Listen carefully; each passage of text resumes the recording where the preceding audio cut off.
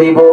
মুসলমান বাবাজি, আল্লাহ রাব্বুল আলামিন যেই দুইটা গুণের কথা বলেছেন, এক নাম্বার গুণ আমাদের দিলের মধ্যে আছে, দুই নাম্বার গুণ হইল ওয়ামিলুস সলিহাত, বেশি বেশি নেক আমল করতে হবে, সৎ আমল করতে হবে।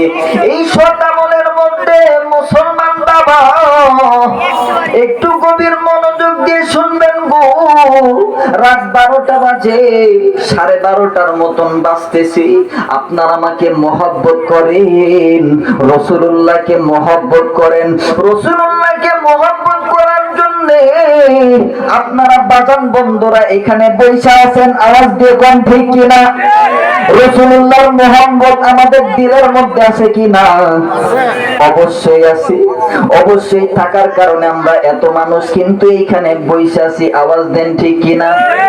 দুই নাম্বার গুণের কথা আল্লাহ বললেন ওয়ামিলুস সলিহাত, বেশি বেশি সৎ আমল করতে হবে।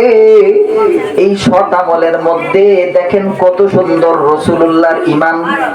রাসূলুল্লাহকে বেশি বেশি মহব্বত করতে হবে।